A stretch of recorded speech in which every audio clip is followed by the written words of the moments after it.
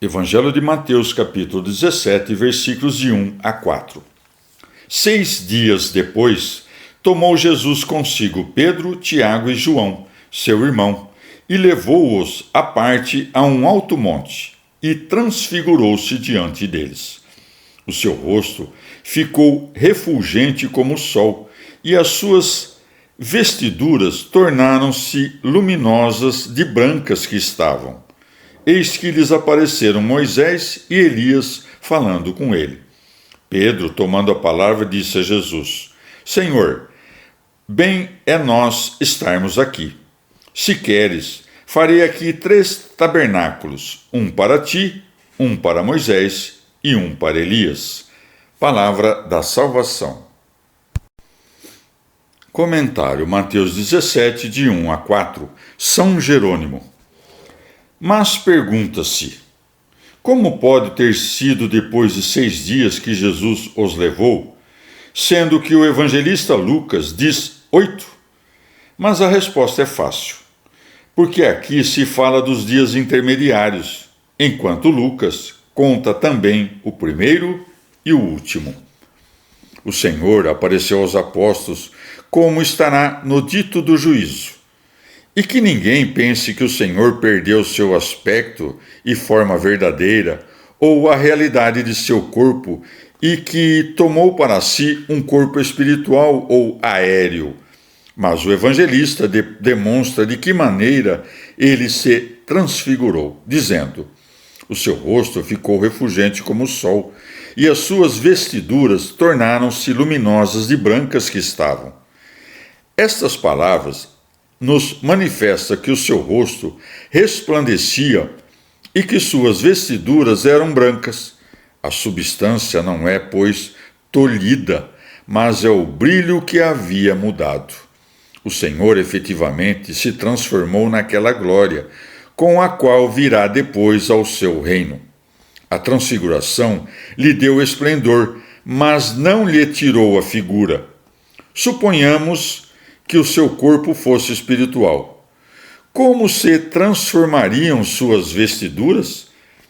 Porque se tornaram tão brancas que, segundo outro evangelista, Marcos 9, nenhum lavandeiro sobre a terra as poderia tornar tão brancas.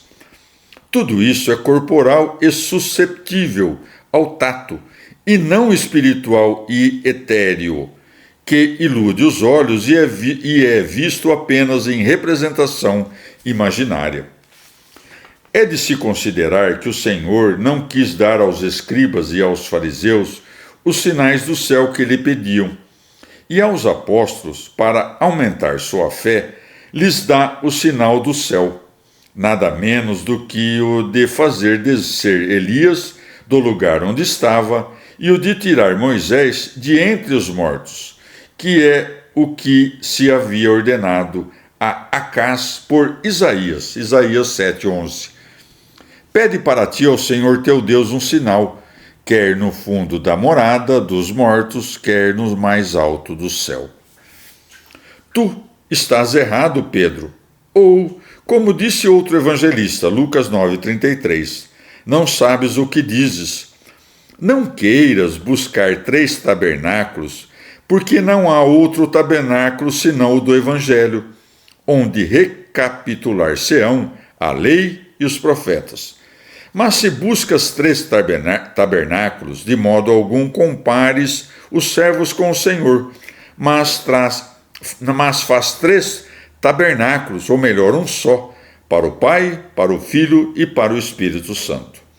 Porque, do mesmo modo que os 3 são uma única divindade, deve haver um só tabernáculo em teu peito. Evangelho de Mateus, capítulo 17, versículos de 5 a 9.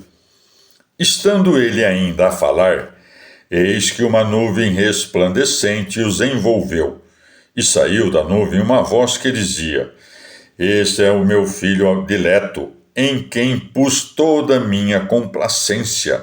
Ouvi-o. Ouvindo isto, os discípulos caíram de bruços e tiveram grande medo. Porém, Jesus aproximou-se deles, tocou-os e disse-lhes: Levantai-vos não temais. Eles então, levantando os olhos, não viram ninguém, exceto só Jesus. Quando desciam do monte, Jesus fez-lhes a seguinte proibição: não digais a ninguém o que vistes, até que o Filho do Homem ressuscite dos mortos. Palavra da salvação.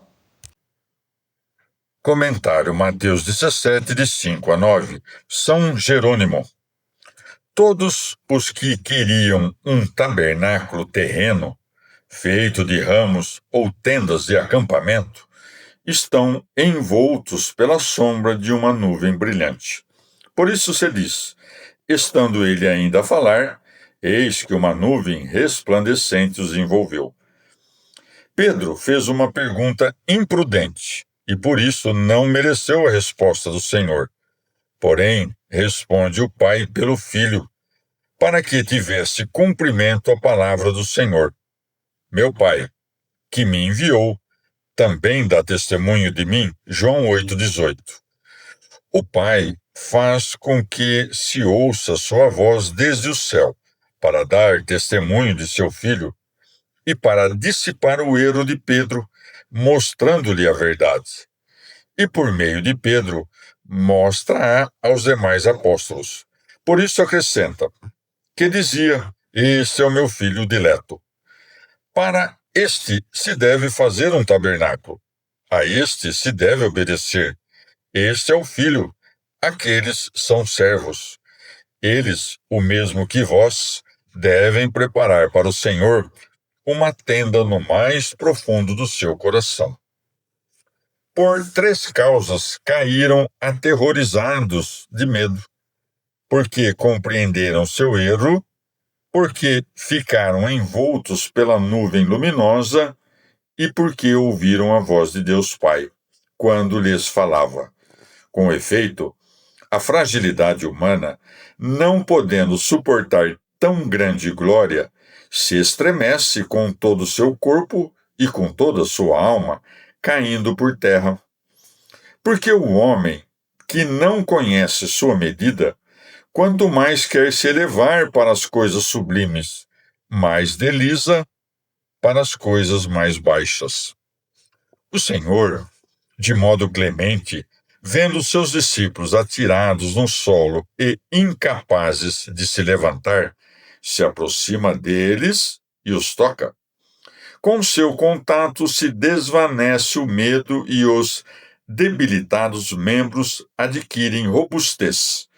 Isto é o que significa.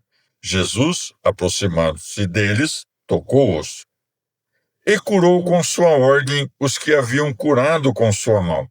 Por isso segue, e disse-lhes, levantai-vos, não temais. Primeiramente, lhes tira o medo, para lhes ensinar depois a doutrina. Segue-se. Eles então, levantando os olhos, não viram ninguém, exceto só Jesus. E não foi sem motivo que operou deste modo. Porque se houvessem continuado ali Moisés e Elias com o Senhor, os discípulos não saberiam de quem a voz do Pai dava testemunho. Veem que, depois de retirada a nuvem, o Senhor estava ali e que se desvaneceram Moisés e Elias. Porque depois de desaparecida a sombra da lei e dos profetas, voltam a encontrar ambas as coisas no Evangelho. Segue. Quando desciam do monte, Jesus fez-lhes a seguinte proibição: não digais a ninguém o que vistes, até que o Filho do Homem ressuscite dos mortos. Não quer que se publique entre os povos o que haviam visto, para que, ao ouvir a magnitude do prodígio, não os crescem. Impossível, e para que não servisse de escândalo aos homens rudes o fato de que, depois de tão grande glória, se seguisse a cruz